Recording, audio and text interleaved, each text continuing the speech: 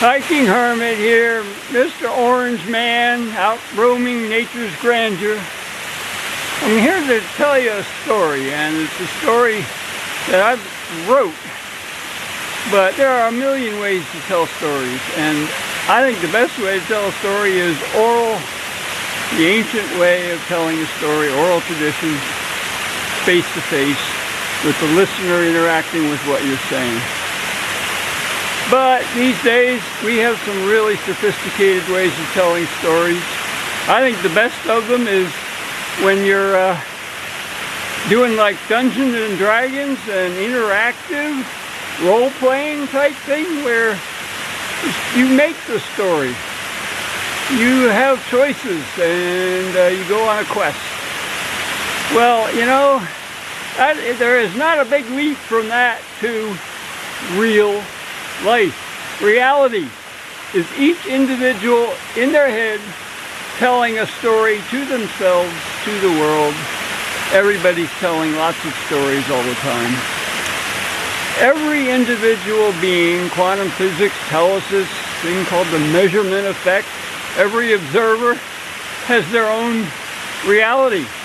And it's the story that they're telling themselves that they believe reality is telling them.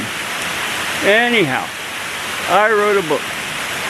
I've been working on it for 55 to 60 years, and it's finally published. It's called Eden's Womb, and it is from the perspective of a story told by the most advanced alien being in our universe. I'm going to talk more about it in another bit of video. That's enough for now. Talk to you later. I love being out in nature because nature tells so many stories. When you're in somebody's house, every story in the house is pretty much told by the owner. Gets boring for me really fast. The story that Eden's Womb tells is a story told, I wrote it, but it's a story told by the most advanced alien creature in this universe. And it's not what you expect. This is a very special story. I don't think that anybody else, that's probably not true. There's probably other people that have written similar stories that I just don't know about. But the most advanced species in the universe is a single-celled creature. I call them the twees.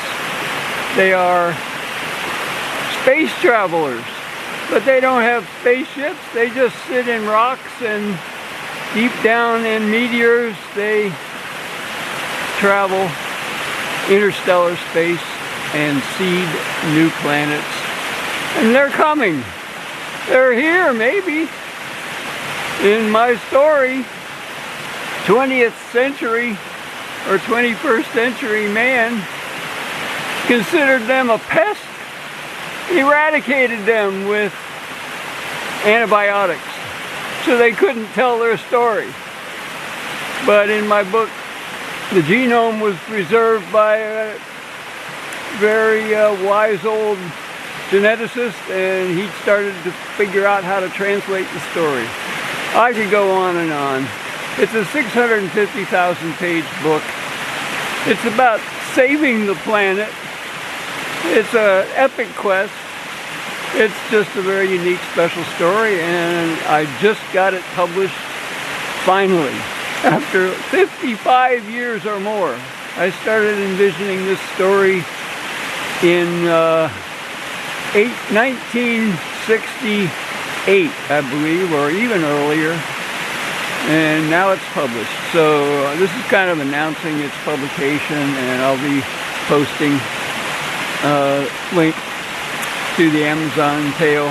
650,000 word novel, which is as long as the Bible almost, as the Judeo-Christian Bible. So it's in fine print in one big 780 page volume, but I've also broken it up into 7 volumes that are more readable and bigger print. but more expensive. And the Kindle, the ebook, is available all in one big 650,000 word chunk on Amazon. So maybe that's where you want to go to get the best deal, the best bargain, if you like reading books, which aren't physical books. I like my physical books, thank you very much. Alright, so that's my story for today.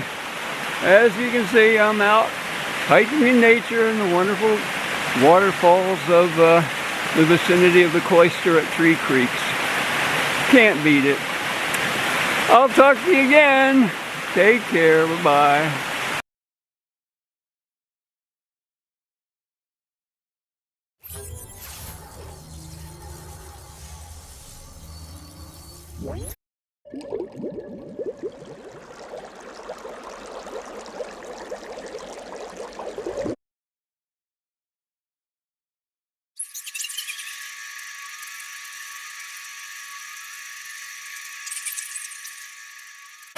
Nature stories. Eden's womb is full of them. Yeah, it's a story about one guy who was chosen by spirit in the spirit world, which is not a supernatural realm in Eden's womb, who is sent on a quest to rescue his species from annihilation, but more, to rescue the entire universe from its death. So he's a person telling a story.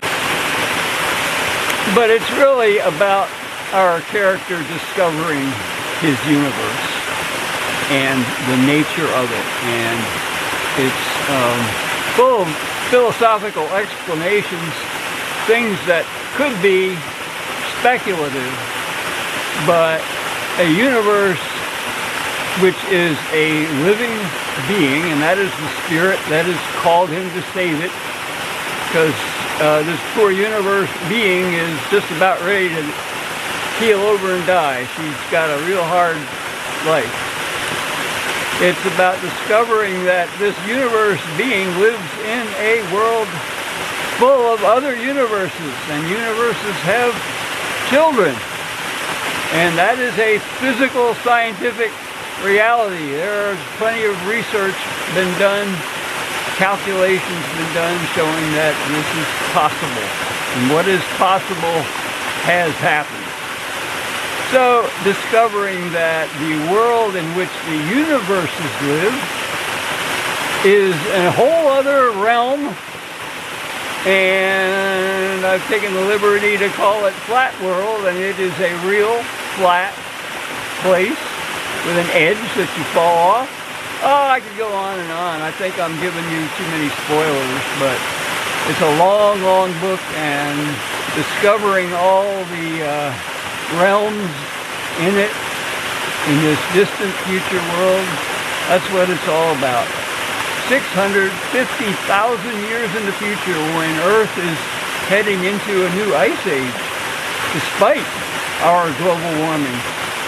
All right, I have rambled on and on. Enough for now. Bye-bye.